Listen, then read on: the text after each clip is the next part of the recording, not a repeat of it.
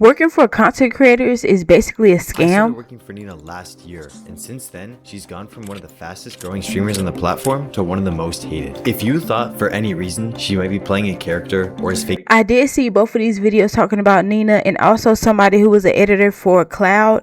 I saw these videos, but we watching Omizi. He gonna give more professional background making any dramatic acts to the or clicks video. on stream, I'm here to tell you that it's so much worse than you can imagine behind the scenes. What the f are you doing? Hold the stream like this. No, walk. I'm gonna show you how to do it. Walk. Oh, sorry. Oh my gosh. These creators, they're not good people. They're not people who want to help you. I don't care how willy-nilly or how nice they come across the camera. A lot of these people, it's a business at the end of the day, and they're only out for themselves and their brands and their image. I think in like 2018, the term creator economy was coined, meaning that there was now enough money into the space that people were having to hire editors and thumbnail makers and all these other things as a support system in order to make the content go. But I'm gonna keep it 100% with you. Behind the scenes, content creator economy, the employees and staff is mostly a Wild West situation. Most of these people are young people employing their Yes, bro. Sometimes the freaking creator who you work for, who you edit for, don't be wanting to pay you. friends, family members, or some Discord mod to do some sort of big project with them. And then one day they blow up and the stakes raise, but that doesn't mean anybody knows a lick about any sort of professionalism. There's been this pattern that I've seen recently of streamers, content creators, TikTokers, or whoever getting ousted and doing insane things behind closed doors to the people that help support them in their journeys and endeavors. And though it is not always the case, content creators can be some of the worst people to work with. If you're new to the channel, please hit the subscribe button. My editor is begging for at least one day off. The only way that that can happen is if we get more subscriptions, more views, more eyeballs on the platform, so that, you know, maybe one day we can have just a day away from these daily uploads. Trust me, ankle, I'm drowning too, buddy. Now, back into the video. This video isn't necessarily about one creator. It's about this pattern that I'm seeing. But I think we have to understand the foundation of what's going on and how we even got here to really understand the madness that we see today. Most content creators didn't start off as business owners. They were people who most likely consumed social media and wanted to attempt it. Maybe not even in the hopes that they would become some sort of big or famous person, but truly, this is just what everybody's doing. There's no team, there's no responsibility, there's no structure, but now there's editors, there's thumbnail makers, there's people who write scripts, there's cameramen, there's agents. People are starting to rely on this income that is built off the back of one person, maybe two people if there's like a group channel type situation. And this is where things fall apart. The content, the views, the audience, the eyes grow, but the professionalism never really does. Recently, content creator OneCloud9 got called out by his ex-editor Alex. I saw this, bro. He makes videos. He made great videos on his own, but I did not know he was editor for Cloud. Even though, you know, he said that he knew him or something. I didn't know he was his editor. Now, because I do have / had a relationship with both parties involved, this is a very, very interesting topic. With that being said, I feel like I can really be unbiased in this situation as Alex drops a video, OneCloud's ex-editor, detailing about how he initially started working with this content creator who was his friend IRL under this handshake agreement. Here's where like I first should have realized that, like, you know, I should have had a contract, because mind you, know, we did all of this work despite making so much money and gaining so much views off of it and all of these videos doing so well. I was doing all this under the table, you know. He didn't give me a contract to sign or nothing like that. So to be paid, there wasn't a system for me to be paid. Like, you'll ask him to be paid and then he'll just ignore you for like 12 hours or like a day. Mind you, people that work for Cloud, since he's a business, people like have to pay their bills and like rent and all these other things because this is their job. And Cloud will purposely like drag his feet to not pay people because it's like an ego thing. Like, just because he knows he can and he feels good knowing that people asking him for money, you know what I mean? And he'll either ignore you or be like, I got you, or he'll be like, I gotta get the money situated. But you'll see him like go live on Twitch and just start like laughing, frolicking, or you'll see him like on Instagram just chilling or playing the game. But he won't pay you until he feels he's ready to pay you. He goes in depth and detail about how he had to chase payments, and after falling out with OneCloud over some trips to Miami and stuff like that, he decided that once it was time to work back with him after OneCloud reached out, that it was time to get on contract. He couldn't agree on the terms of the contract with the manager, and then ultimately the relationship ends pretty messy, if I do say so myself. Now, the reason why this matters is because you'll notice throughout the video that content creators aren't aren't structured people. For the most part, these are kids, like young adults who have just started into this lane. Some of them don't have jobs, have never had jobs. If they do have some sort of job, it's something in fast food or retail on a small scale, and then they jump into the content creation lane. They don't know anything about business. They don't know anything about taxes, lawyers, contracts, direct deposits. They don't know how to do these things or how to set up these things. And for the most part, a lot of these things are expensive and an afterthought when you're running your own one-man show. So a lot of these situations that I'm going to talk about down in the comment section, I know people are going to say, well, if they just did this from a structure perspective, put this system in place, that system in place, the third and the fourth, it's not that simple. And ultimately, the reason why OneCloud's situation with his editor failed is because it was a no structure environment that ended with a failed structure. How many times do I say structure? Somebody put a structure counter down below. OneCloud 9 responds to all of these allegations, giving heavy pushback. I do want to cover both videos in. I did not see his response video. I also saw that Alex, the guy who doing all of the allegations against him, made a video about Berto, which is also a black male streamer who, you know, be with Cloud. So I seen some of his clips because he was low-key like attacking Alex's character, even though they don't know each other in real life. So I'll probably do that tonight on stream on YouTube. Please, if you're watching this video, tap the button, click into the stream. Only after you finish watching the video, though. Watch the video first. He pushes back on the payment conversation, saying that, you know, it's not about not paying him, but more so timing and communication. Maybe you got paid a day late, maybe a couple hours late. But especially in these types of environments, not a direct deposit situation where the check hits your account at exactly 2:30 a.m. You're still waiting for a content creator who is probably taking hours to record a video, make a thumbnail, do a bunch of other stuff to then pay you, which would also make it make sense as to why there was communication issues. Busy guy, lack of communication. I'm gonna be honest with you. If he was communicating fast, he probably is somebody who needs to, you know, ramp up his work life. And maybe that's just a negative way of thinking. But hey, the communication issues were ultimately there, but they were justified, at least by OneCloud's tale of him being busy. But they were still happening nonetheless. As far as the pushback on the contractual obligations and things go, OneCloud 9 claims that there was a bunch of back and forth and, you know, different things being said. A he said, she said game about the details of said contract. But what's mostly important here is that there was a verbal agreement, never anything that was concrete. And as we know, verbal agreements are he say, she say at best. You said one thing, I said another thing. It goes into this back and forth that ultimately ends up in them both not agreeing to any sort of contract, paying the amount of money owed, and then just ending ties with each other, ultimately ending a friendship as well. But this is probably the importance of putting something down on paper, making sure that everybody is aware of what's going on at all times. Now, the reason why this situation matters is because even though both sides explained the situation as best as possible, there's some core issues that are still there, which we'll see are continuous themes across content creators. There's no contract from the start. There's slow communication. There's verbal agreements that are unclear. There's this muddying of the bro, just make a contract, bro. Make a contract. Waters in the relationship dynamic, friends turning into business associates, which we know doesn't always work out the best. And there's just a lack of professionalism from the top to bottom. Hell, even in their attempts of being more professional, I do feel as though it was hard to start the professional arc if the structure wasn't there from the beginning. So it's not just about who's right and who's wrong. I'll get into that on the stream. But it's more so about how fragile these working relationships are. That's why your parents put you in sports or in clubs. When you have teenagers with no real professional background or no real structure, things are bound to fall apart. Now, for what it's worth, I feel like this was probably the most tame instance of videos that I've seen about content creators having issues with their employees. The Nina Lynn situation is one that took the cake for me, and it really exposed how nasty the content creator economy can really be. Nina would appear on Juicy's Could Have Been Love shortly after this era, and her first couple streams would consist of her and the Could Have Been Love cast reacting to the episodes. I would end up posting the first reaction and it would immediately start taking off. At this time, I was running live channels for Jimmy, Arky, and Nina all at the same time, but the fact that these videos are blowing up so soon showed that the potential was unreal.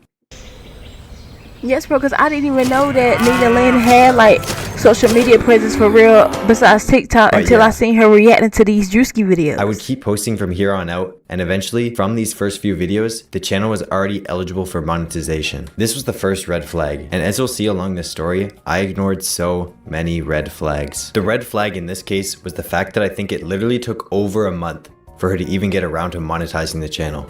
I would make group chats with her and Jimmy for her to go completely ghosting him, and she couldn't respond because she has ADHD or something. I don't know. But Jimmy would try his best to help me along this journey to get it monetized, and would ask Nina a few times for her to put in her details. Which is so crazy because she's literally the one missing out on a ton of money. Like, it's not just me. But anyways, the channel got monetized. And for some reason, I trusted that the payment would just work out at the time, since I didn't really know any past controversies from her. And because I knew some of the people around her at the time who I trusted. And obviously they didn't know either. Nina Lynn would be exposed by her channel manager / editor for lack of payment and lack of professionalism and lack of communication from Nina Lynn's end. What she did to him to really hammer home the point that she doesn't give a fuck about him will really put the icing on the cake in this whole situation. But ultimately, just like in the One Cloud situation, from the beginning of this, it was a red flag recipe of disaster when there wasn't much structure at the top of the situation, which led to the bottoming out. Nina Lynn's channel manager would get this job based off of recommendation. It used to not be a LinkedIn / Indeed for content creators out in the space. You usually got this through word of mouth, some sort of random DM, friend of the family, or one of your Discord people that you're in community with steps up and says, hey, I want to help you out. They came to a verbal agreement, about how things should go. Hey, you're going to help Nina Lynn monetize this channel, and then from there, we'll worry about payments. That's not how things work. When you sign on to a job, there's not a section in the payment column that goes, we'll work things out. These are things that you usually get on paper explicitly, Yes, so that bro. you're not chasing the paper. You need a contract, bro. Don't just be agreeing to everything. Like, know your worth. You have to know your worth and know what you're able to do with your abilities. Like, oh, you're worth this much. Your content, your editing skills are worth this much. Then expect this much. Like, don't expect nothing less than what you're worth. For later down the line. I was trying to make a paper, contract and paper money. I'm getting kind of bad at this. But so the work gets done, the channel gets monetized, What are you talking about? and the communication, if there was any at the beginning, goes ghost. Radio silent. And how Nina Lynn is responding to all this makes her look even worse than anybody imaginable. I would also talk to Nina at TwitchCon and ask her to check her phone and respond to her texts about me asking her to pay me. And I would show the clip, but low-key it's too cringe to watch back. I think someone got like a 20-30K like banger tweet on my head about the confrontation, but thankfully it got taken down. And I would actually go up to her again a few days later at Silky's party because she was still airing my texts. She ended up telling me some bullshit excuse about like she was talking with an agency or something and would sort it out within a few days, but since then I've never gotten a text. I just get like a thumbs up on my message, which I don't understand why you wouldn't just respond at that point. But yeah, it was pretty much safe to say that I was done working for her after this. Damn, at least One Cloud was responding to the text, Nina. It might have been late, but you just dubbing the man. Oh, I'm kidding. Worse than the One Cloud 9 situation, Nina Lynn ghosts this man IRL. Even when he pushes up on her and asks her about, any sorts of payments or anything like that, she invalidates him by basically ignoring him, not saying anything, giving him the who are you treatment. Like that's even beyond disrespectful from like a lack of communication, I'm late with communication type situation. At this point, you're playing with me, like playing with me to a whole different extreme. I'm not here to victim blame, but these things definitely could have been avoided if we just looked at the patterns of, past situations when it comes to content creators. Work tied to future revenue? No. That doesn't make any sense. If I do work for you today, I look to be paid today. I'm not cutting your grass on Monday for the hopes that grass trees grow on Thursday so I can come and collect on Friday. That just doesn't make any sense. Nigga, no pay contract me. involved, only verbal agreements. We know that that's bad. And then once money is involved, communication just goes out the window. It starts off as an opportunity and it ends up with no accountability based on that same pattern. No structure, no protection. But at the end of the day, the one that You have to start it off with the structure, bro. You're going to be asked out. keeps losing Assuming makes the ass out of me and you. is the worker. Or is it you One and of the me? main problems is that content creators feel as though, hey, once I do pay this person or once this person is working for me, I am entitled to do whatever I want to this person. I can talk to them however I want. I can pay them however I want. I can do all these different things to this person however I want. And when I mean anything I want, they'll do anything, even if it means disrespecting them. And you set the fucking camera up on some lazy shit and sat on your phone for 10 fucking minutes. I let it slide. I ain't say shit until you got on your phone and I said something. Right? You can't do that at no job. No call center, no Verizon, no nothing, nigga. You wanna get me tight, you wanna start talking this shit, then we're gonna do it on camera. I'll do it. How many times What? you fucking hold me, not pay me, do any of that shit? Man, stop How many playing. times you Get the fuck out of here, my nigga. Get the fuck out of here. Send me $20 for 3 days of shoots. Bro, I'll knock you the fuck out, my nigga. Stop playing with me. Stop playing with me, bro. You argue with his cameraman? What are you doing? I seen this clip. No, walk. I'm gonna show you how to do it. Walk. Walk, nigga. Walk. Oh, sorry. I'm paying this nigga damn near $200. You better get right. He held the stream for 30 minutes. What the fuck is we doing? I get the idea of not being satisfied with your work that you're getting from an employee. Trust me, I've been there, done that, and bought the t-shirt. Ankle, this it's not about you. It's not about you right now. What? I'm satisfied with your work. You do a great job. I would never do this to you. That's why he's the GOAT!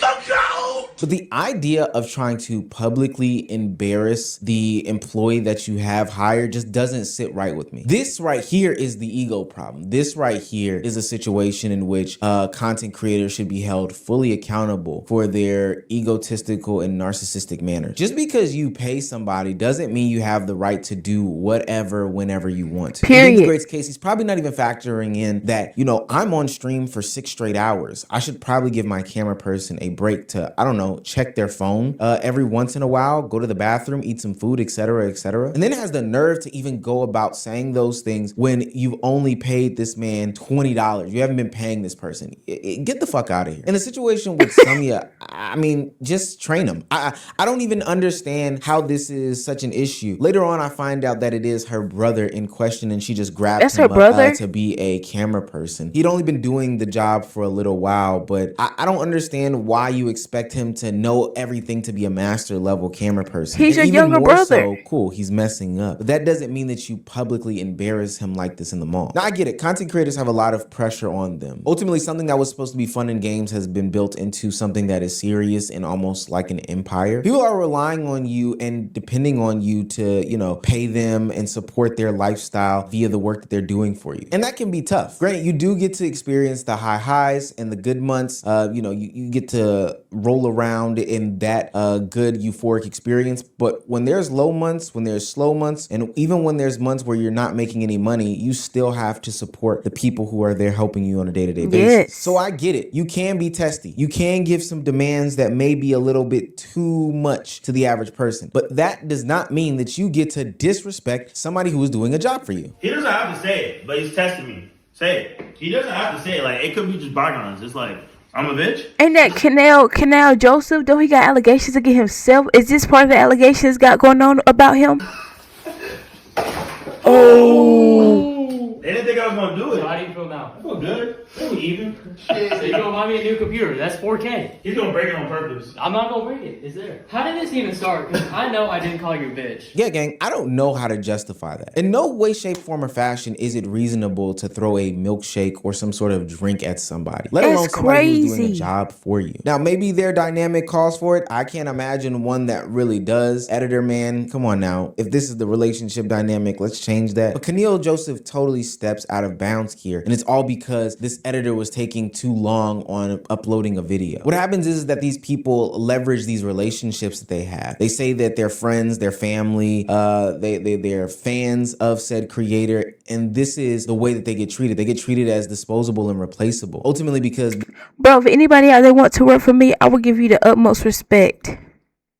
there's a power dynamic and imbalance that is involved. The reality is that there's no accountability, no boundaries, no professionalism in the space. As creators get bigger and bigger and teams build out more and more, from the beginning, there needs to be some sort of standard set, contracts, payment systems, you know, something bigger than just a handshake Something. agreements. They are scaling on the side of the back end as far as, you know, people on their team, but they're not scaling with structure. So ultimately it will topple. But what often happens at times is that these kids are running themselves ragged with no sorts of structure, no systems in place. Hell, I'm gonna put you guys on some game here. Sometimes these creators don't even have bank accounts. They're just running around, putting money in this person's account, that person's account, still using Cash App, still using Chime, respectfully to those that use Chime. Maybe they started an LLC, but they aren't separating their business finances from their personal finances. And now you run into a situation where the delayed payments, poor organization, and worst of it all, streamers and content creators not paying for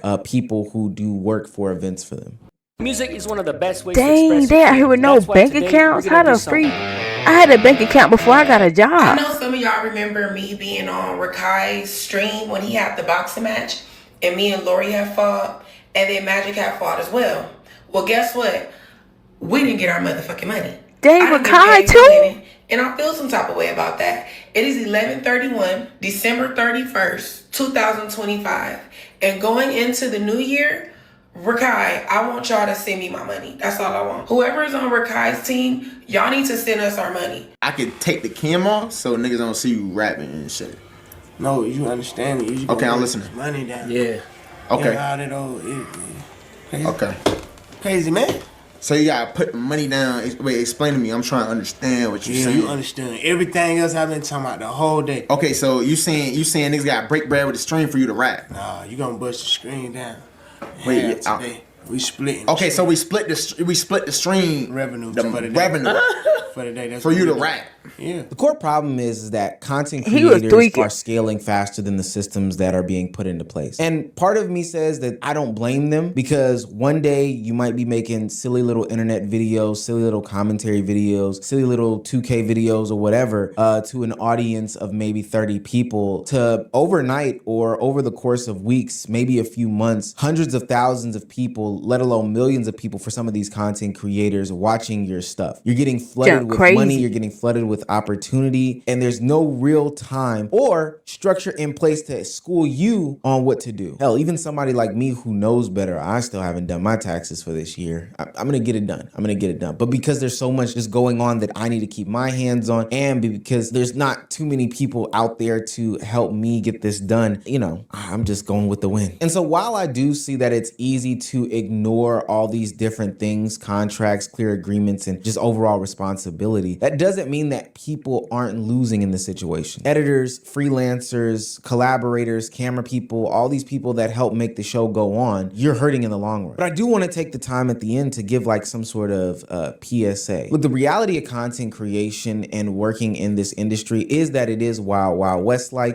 There's a lot of handshake agreements and a bunch of promises. Promises that the videos will be delivered on I'm getting thick and tired of that program. Promise this, getting thick and promises tired that of payments will come through, promises that there will be money in the account, that we won't get demonetized. Basically the world will continue to go around. There's unstable income. There's no guarantees. I could literally stop uploading videos tomorrow and every member of my team would have to find some sort of job, and vice versa. The people that are on my team could just quit tomorrow, but I still need to put out a video because we're still unemployed. And there's really no protection outside of a he say, she say hit piece video, which ultimately people will move on from. There's no guarantees that you'll be protected in court or anything like that. That's just not how this works. And for the most part, everybody in this situation is young and inexperienced. Most people have no clue about starting up a business or managing any sort of business. This is probably why I preach college and working in the workforce and living real life before stepping into the lane of content creation. It'll make you a more well-rounded person. That's true, but the kids, they dabble and some of them just end up popping before they even know what the freak happened. Holistically, and maybe you can avoid at least some of these downfalls. Content creation is no longer small. It involves real people and real work. Now, with that being said, before anybody gets into any sort of work type of relationship with any content creator, I actually don't mind a verbal agreement, especially if you know this person and have built some sort of relationship. But You got to know, though. You can't just go off of instinct or like thinking or any type of feeling. You have to know. ultimately do everything in your power to protect yourself. And that can include some sort of contract. Remember that at the end of the day, this is business. It's freelance business at that. The ties of friendships and these types of emotions kind of fall on deaf ears to me because at the end of the day, money is on the line. And sure, I have work friends when I was at a job, but at the end of the day, work had to be done. If my friend was keeping me from getting my work done, then I had to do something about the friendship piece to make sure that the work got done. And the last bit, please have patience patience on both sides. Have patience with the creator, have patience. Everything involves patience. Have patience with yourself. Have patience with the world. Have patience with everything. Because the only thing that is, if you can only build something that's worth lasting if you have patience. With the freelancer. The systems aren't set up. And that can be a bigger conversation as to why this keeps happening. The structure just isn't there. And if it doesn't catch up, then, you know, people behind the scenes will keep paying the price. But you went into the situation knowing that there wasn't structure involved. So, not victim blaming, but yeah. For any creators out there listening, please do right by people behind the scenes. As somebody who started off in this game behind the scenes, I know how it can be to be, disappointed by people that, you are employed by. I'm not saying that most of the people that I worked for disappointed me. There are a couple people, but hey, I was already well versed in the game at that point, so I kind of knew what to expect. But please, creators. Oh, I did not mean to do that. I'm so sorry. But bro, either way, just freaking be conscious, bro. The golden rule. If you know your Bible, it's also in the Bible. You should have learned this rule in kindergarten. Do to others as you will want done unto yourself. You give me my money. Like, I want you to have your money, because I know if it was me, I want my money too.